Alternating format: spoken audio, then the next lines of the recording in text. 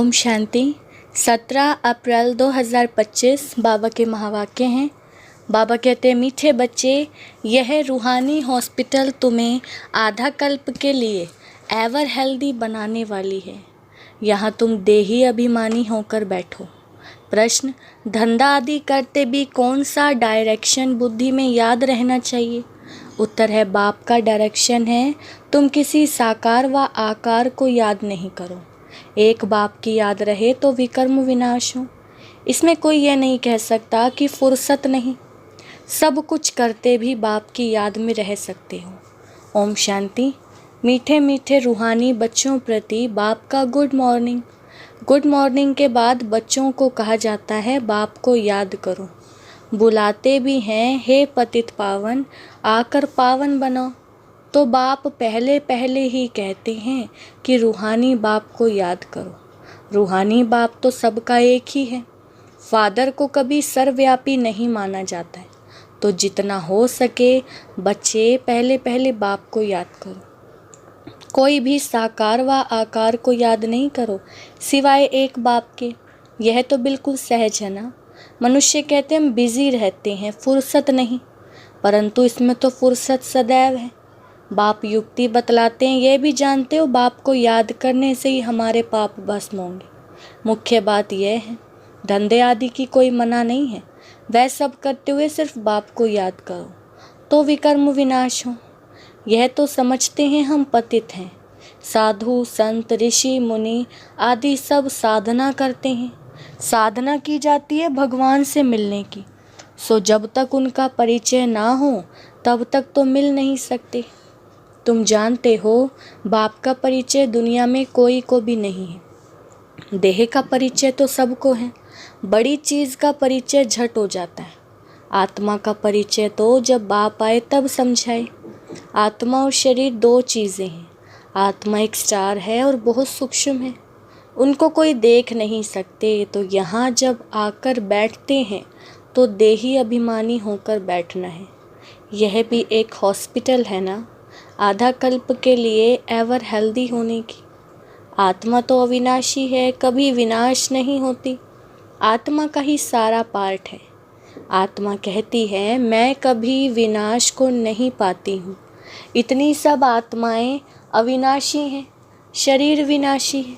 अब तुम्हारी बुद्धि में यह बैठा हुआ है कि हम आत्मा अविनाशी हैं। हम 84 जन्म लेते हैं, यह ड्रामा है। इसमें धर्म स्थापक कौन कौन कब आते हैं, कितने जन्म लेते होंगे, यह तो जानते हो। 84 जन्म जो गाए जाते हैं जरूर किसी एक धर्म के होंगे, सभी के तो हो ना सके। सब धर्म इकट्ठे तो आते नहीं, हम दूसरों का हिसाब बैठ क्यों निकालें। जानते हैं फलाने फलाने समय पर धर्म स्थापन करने आते हैं, उनकी फिर वृद्धि होती है। सब सतो प्रधान से तमो प्रधान तो होने ही है। दुनिया जब तमो प्रधान होती है तब फिर बाप आकर सतो प्रधान सत्युग बनाते हैं। अभी तुम बच्चे जानते हो हम भारतवासी ही फिर नई दुनिया में आकर राज्य करेंगे और कोई धर्म नहीं होगा। तुम बच्चों में भी जिनको ऊंच मर्तबा लेना है वह जास्ती याद में रहने का पुरुषार्थ करते हैं और समाचार भी लिखते हैं कि बाबा हम इतना समय याद में रहता हूँ। कई तो पूरा समाचार लज्जा के मारे देते नहीं, समझते हैं बाबा क्या कहेंगे, परंतु मालूम तो पड़ता है ना। स्कूल में टीचर स्टूडेंट्स को कहेंगे ना कि तुम अगर पढ़ेंगे नहीं तो फेल हो जाएंगे। लौकिक माँ बाप भी बच्चे की पढ़ाई से समझ जाते हैं, यह तो बहुत बड़ा स्कूल है। यहाँ तो नंबरवार बिठाया नहीं जाता है, बुद्धि से समझा जाता है। नंबरवार तो होते ही है ना। अब बाबा अच्छे अच्छे बच्चों को कहाँ भेज देते हैं, वह फिर चले जाते हैं, दूसरे लिखते हैं कि हमको महारत ही चाहिए। तो ज़रूर समझते हैं वे हमसे होशियार नामी ग्रामी हैं। नंबरवार तो होते हैं ना। प्रदर्शनी में भी अनेक प्रकार के आते हैं, तो गाइड्स भी खड़े रहने चाहिए जांच करने के लिए। रिसीव करने वाले तो जानते हैं किस प्रकार का आदमी है, तो उनको फिर इशारा करना चाहिए कि इनको तुम समझाओ। तुम भी समझ सकते हो, first grade, second grade, third grade सब है, वहाँ तो सबकी सर्विस करनी है। कोई बड़ा आदमी है तो ज़रूर बड़े आदमी की खातिरी तो सब करते हैं, ये कायदा है। बाप अथवा टीचर बच्चों की क्लास में महिमा करते, यह भी सबसे बड़ी खातिरी है। नाम निकालने वाले बच्चों की महिमा अथवा खातिरी की जाती है। फलाना धनवान है, रिलीजियस माइंडेड है, यह भी खातिरी है ना। अब तुम ये जानते हो ऊंचते ऊंच भगवान है, कहते भी हैं बरोबर ऊंचते ऊंच है, परंतु फिर बोलो उनकी बायोग्राफी बताओ तो कह देंगे सर्वव्यापी है। बस एकदम नीचे कर देते हैं। अब तुम समझा सकते हो सबसे ऊंचते ऊंच भगवान है, वह है मूल वतन वासी, सूक्ष्म वतन में है देवताएं, यहाँ रहते हैं मनुष्य, तो ऊंचते ऊंच भगवान वह निराकार ठहरा। अभी तुम जानते हो हम जो हीरे मिसल थे सो फिर कौड़ी मिसल बन पड़े हैं, फिर भगवान को अपने से भी जास्ती नीचे ले गए हैं, पहचानते ही नहीं हैं। तुम भारतवासियों को ही पहचान मिलती है, फिर पहचान कम हो जाती है। अभी तुम बाप की पहचान सबको देते जाते हो, ढेरों को बाप की पहचान मिलेगी। तुम्हारा मुख्य चित्र है ही यह त्रिमूर्ति, गोला, झाड़, इनमें कितनी रोशनी है। यह तो कोई भी कहेंगे ये लक्ष्मी नारायण सतयुग के मालिक थे। अच्छा, सतयुग के आगे क्या था यह भी अभी तुम जानते हो। अभी है कलयुग का अंत और है भी प्रजा का प्रजा पर राज्य। अभी राजाई तो है नहीं, कितना फ़र्क है। सतयुग के आदि में राजाएं थे और अभी कलयुग में भी राजाएं हैं। भल कोई वह पावन नहीं है, परंतु कोई पैसा देकर भी टाइटल ले लेते हैं। महाराजा तो कोई है नहीं, टाइटल खरीद कर लेते हैं, जैसे पटियाला का महाराजा, जोधपुर बीकानेर का महाराजा, नाम तो लेते हैं ना। यह नाम अविनाशी चला आता है। पहले पवित्र महाराजाएं थे, अभी अपवित्र हैं। राजा महाराजा अक्षर चला आता है। इन लक्ष्मी नारायण के लिए कहेंगे ये सतयुग के मालिक थे। किसने राज्य लिया अभी तुम जानते हो। राजाई की स्थापना कैसे होती है। बाप कहते हैं मैं तुमको अभी पढ़ाता हूँ 21 जन्मों के लिए। वह तो पढ़कर इसी जन्म में ही बैरिस्टर आदि बनते हैं, तुम अभी पढ़कर भविष्य महाराजा महारानी बनते हो। ड्रामा प्लान अनुसार नई दुनिया की स्थापना हो रही है, अभी पुरानी दुनिया है। बल कितने भी अच्छे अच्छे बड़े महल हैं, परंतु हीरे जवाहरातों के महल तो बनाने की कोई में ताकत नहीं है। सतयुग में यह सब हीरे जवाहरातों के महल बनाते हैं ना, बनाने में कोई देरी थोड़ी ही लगती है। यहाँ भी अर्थक्वेक आदि होती है तो बहुत कारीगर लगा देते हैं, 1-2 वर्ष में सारा शहर खड़ा कर देते हैं। नई दिल्ली बनाने में करके 8-10 वर्ष लगे, परंतु यहाँ के लेबर और वहाँ के लेबर में फ़र्क तो रहता है ना। आजकल तो नई नई इन्वेंशन भी निकालते रहते हैं। मकान बनाने की साइंस का भी जोर है, सब कुछ तैयार मिलता है, झट फ्लैट तैयार, बहुत जल्दी जल्दी बनते हैं। तो ये सब वहाँ काम में तो आते हैं ना, ये सब साथ चलने हैं। संस्कार तो रहते हैं ना, ये साइंस के संस्कार भी चलेंगे। तो अब बाप बच्चों को समझाते रहते हैं पावन बनना है तो बाप को याद करो। बाप भी गुड मॉर्निंग कर फिर शिक्षा देते हैं, बच्चे बाप की याद में बैठे हो, चलते फिरते बाप को याद करो, क्योंकि जन्म जन्मांतर का सिर पर बोझा है। सीढ़ी उतरते उतरते 84 जन्म लेते हैं, अभी फिर एक जन्म में चढ़ती कला होती है। जितना बाप को याद करते रहेंगे उतना खुशी भी होगी, ताकत मिलेगी। बहुत बच्चे हैं जिनको आगे नंबर में रखा जाता है, परंतु याद में बिल्कुल नहीं रहते हैं। भल ज्ञान में तीखे हैं, परंतु याद की यात्रा नहीं है। बाप तो बच्चों की महिमा करते हैं, यह भी नंबर 1 में तो है, ज़रूर मेहनत भी करते होंगे ना। तुम हमेशा समझो कि शिव बाबा समझाते हैं तो बुद्धि योग वहाँ लगा रहेगा, यह भी सीखता तो होगा ना। फिर भी कहते हैं बाबा को याद करो, किसको भी समझाने के लिए चित्र हैं। भगवान कहा ही जाता है निराकार को, वह आकर शरीर धारण करते हैं। एक भगवान के बच्चे सब आत्माएं भाई भाई हैं, अभी शरीर में विराजमान हैं, सभी अकाल मूर्त हैं। यह अकाल मूर्त आत्मा का तख्त है। अकाल तख्त और कोई खास चीज़ नहीं है, यह तख्त है अकाल मूर्त का। भ्रिकुटी के बीच में आत्मा विराजमान होती है, इसको कहा जाता है अकाल तख्त। अकाल तख्त अकाल मूर्त का है, आत्माएं सब अकाल हैं, कितनी अति सूक्ष्म है। बाप तो निराकार है, वह अपना तख्त कहाँ से लाए। बाप कहते हैं मेरा भी यह तख्त है, मैं आकर इस तख्त का लोन लेता हूँ। ब्रह्मा के साधारण बूढ़े तन में अकाल तख्त पर आकर बैठता हूँ। अभी तुम जान गए हो सब आत्माओं का यह तख्त है। मनुष्यों की ही बात की जाती है, जानवरों की तो बात ही नहीं।